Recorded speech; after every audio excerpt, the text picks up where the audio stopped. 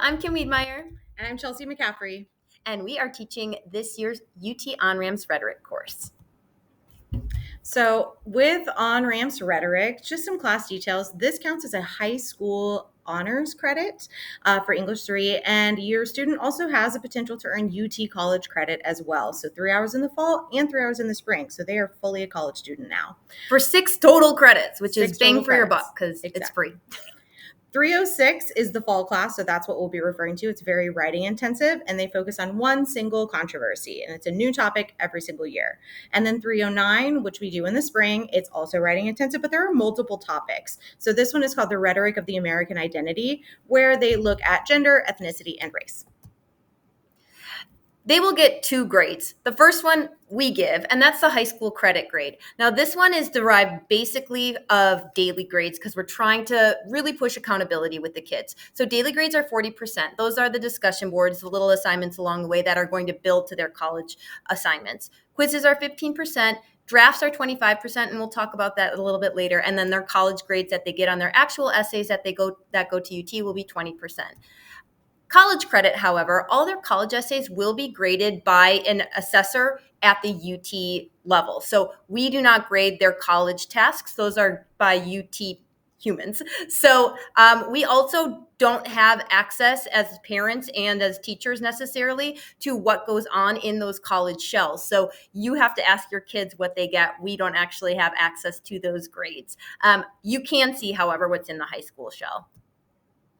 So let's talk about draft grades. So in our syllabus, we have draft grades. These are rough drafts, and they're graded for completion. This is to help our students be accountable for that minimum college assignment requirement, and it helps them with college readiness. You know, most colleges are not accepting anything late. They just don't. So most of the essays will require at least 4 pages, and this is one word on the 5th page as well. So it's 4 and 1. So not 3.5. It's got to be 4 pages and then a word on the 5th, and it has to use MLA format. And then if students do not submit that in a timely manner and have it over 4 pages, they get a 0. And this is really to send that message home that we need to be doing the college minimum requirements. So UT has its own version of Blend. This is called Canvas. That's what students will be going to every single day. So once again, unfortunately, parents aren't going to have access to the UT Canvas, but this is the website. So if you want to look over your student's shoulder, this is where they'll be going every single day. This is going to house the high school shell components and the college assessments.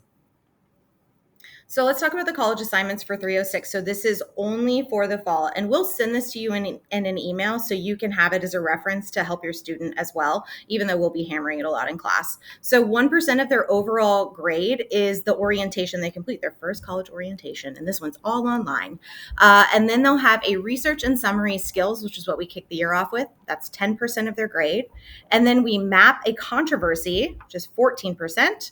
And then they complete a revision, and if you'll notice, that's worth more than the first draft that they do. A big emphasis is on revising and being able to change the work that they do for the better. And then we go to our persuasive essay, which is 20%. And then again, that revision is 30%. So what can you do at home? Please encourage kids to be responsible, to do their major tasks, because if you know your kid's a procrastinator, this class is going to highlight that attribute in them, and it's a learning curve for sure. Also, based on whatever topic is going on for 306 or 309, we love it when kids go home and talk around the dinner table or with their parents about what's going on in the news, etc. So they're starting to become real citizens of the world. Thank you so much for watching. And if you'd like to get in touch with us, here are our emails. Bye. Bye.